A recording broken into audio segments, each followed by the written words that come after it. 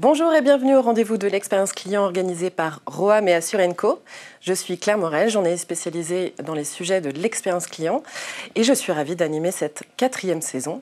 Bonjour messieurs.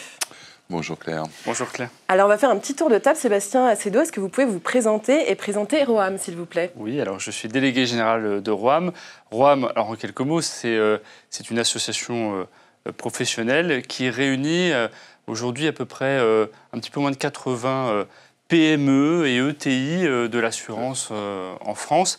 Alors quand on dit PME et ETI, ce sont des PME, des ETI qui sont réunis par des valeurs qui sont celles quand même du mutualisme, la proximité, la solidarité.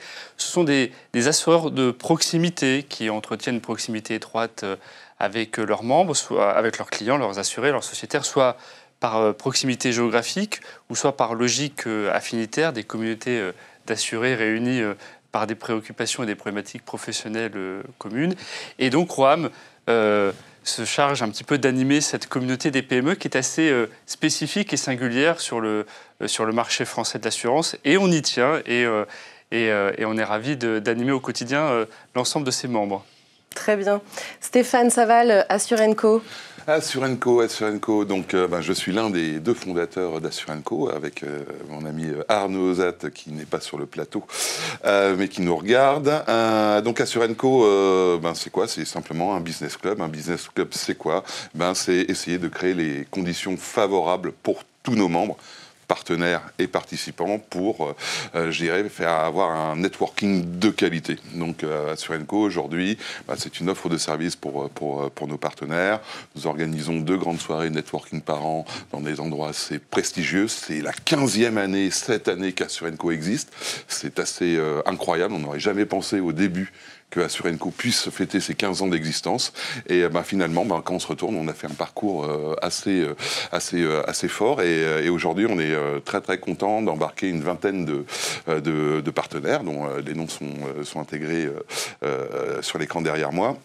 Et l'une des particularités de ce business club, c'est qu'il embarque toute la chaîne de valeur. Donc, c'est pas un business club de corporation. On va retrouver, par exemple, les artisans menuisiers. Non, là, on va retrouver les assureurs, les courtiers, les assisteurs, les sociétés de services. Bref, tous ceux qui concourent, en fait, à la chaîne de valeur opérationnelle pour mettre en place des solutions qui soient plus sécurisées, plus maîtrisées, up-to-date. Et puis, ce monde de l'assurance évolue très vite, puisque maintenant, on est parti dans a priori, la nouvelle révolution industrielle du monde de l'assurance avec l'IA, et ça va être l'un des sujets, je pense, qui va un fil conducteur, je crois, Claire.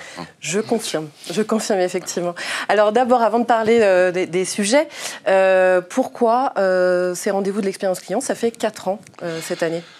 Ça fait 4 ans cette année, ça fait une dizaine d'années, depuis 2014 qu'on adresse cette thématique avec Assurenco. Au départ, on part par petites touches, des petits webinars, des petites conférences, etc. Puis on s'est dit, il va falloir quand même en parler de façon beaucoup plus posée et intégrer de plus en plus de personnes. On était convaincus à l'époque que l'expérience client, ça allait devenir le nerf de la guerre, et on s'en aperçoit de plus en plus.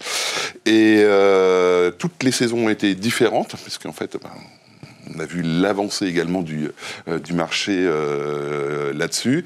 Et aujourd'hui, on s'est encore forgé une nouvelle conviction qu'on partage avec Roam, et c'est un partenariat depuis 4 ans sur cette thématique-là. Et l'une des convictions qu'on partage, c'est qu'aujourd'hui, en fait, l'expérience client, ce n'est plus un outil, une direction, une volonté d'un groupe au sein d'une entreprise, mais c'est vraiment quelque chose qui doit intégrer l'ensemble de l'entreprise à tous les étages, à tous les niveaux.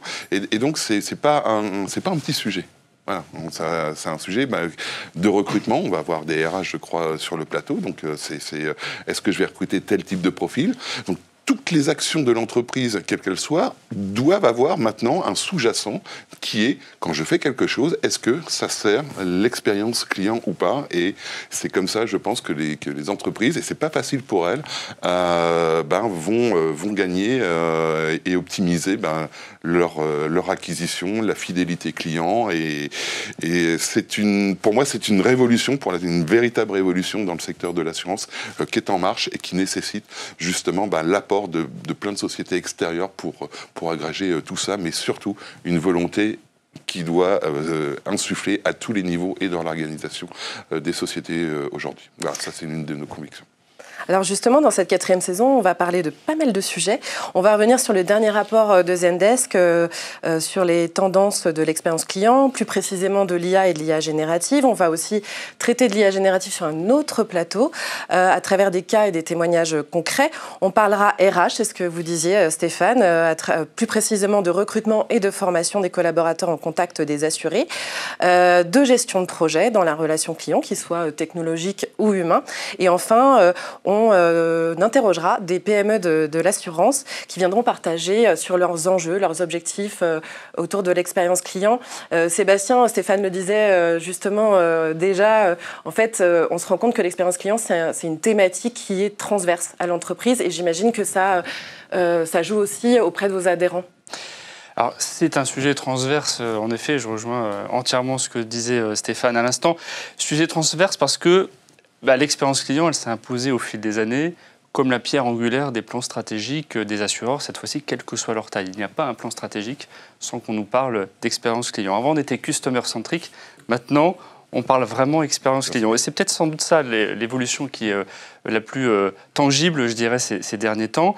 Et parce qu'on est en train de basculer dans une autre ère aussi. On nous parlait beaucoup d'omnicanalité, de parcours omnicanaux. Je pense qu'aujourd'hui, on est en train de basculer dans une autre tendance qui est celle de l'opticanalité. Ça va être de penser le bon canal au bon moment pour le client en fonction de l'expérience client auquel il sera confronté. Ça peut être le temps sensible, le moment de vérité du contrat, c'est-à-dire au moment du sinistre, mais ça peut être aussi dans une relation, je dirais, plus apaisée, mais plus commerciale, où là, le canal ne sera peut-être pas celui auquel on aurait imaginé au moment du sinistre, par exemple. Donc, je pense réellement qu'on est rentré dans cette période. Et lorsqu'on dit cela, on comprend finalement que ce sont toutes les directions de l'entreprise qui sont embarquées. Et je pense que ce sujet de transversalité est encore plus saillant quand on est une entreprise à taille humaine, une PME de l'assurance, comme le sont les adhérents de Roam. C'est-à-dire que ça va mobiliser les DSI, le marketing, les directions commerciales, et même, Stéphane le rappelait, et même les directions des ressources humaines. On aura une table ronde aujourd'hui sur cette 4e édition. On en est ravis parce qu'on est convaincu aussi que l'expérience client et qu'une bonne expérience client, ça commence par une bonne expérience collaborateur. Et c'est le point de départ de cette expérience client. Il ne faut pas le négliger. Et c'est un sujet sur lequel on débattra tout à l'heure. Et puis, ne nous trompons pas non plus. On parle beaucoup d'intelligence artificielle, alors qu'elle soit générative, prédictive. En tout cas, on en parle beaucoup. C'est difficile d'échapper à cette discussion. Il faut toujours être un peu vigilant et faire ce pas de côté, je dirais, intellectuel.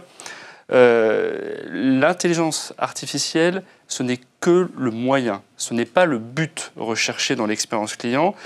Et ça, il ne faut pas le perdre de vue dans toutes les réflexions qui sont menées aujourd'hui dans les entreprises.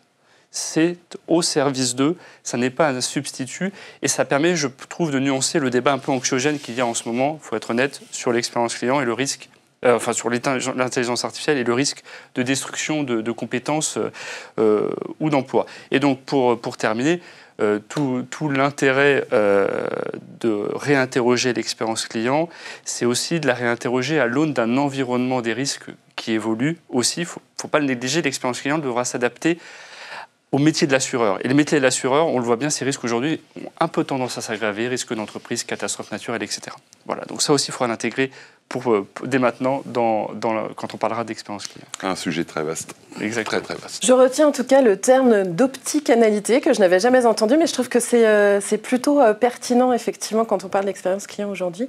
Merci beaucoup, messieurs. On va laisser place à nos invités pour le premier plateau. Merci. Claire.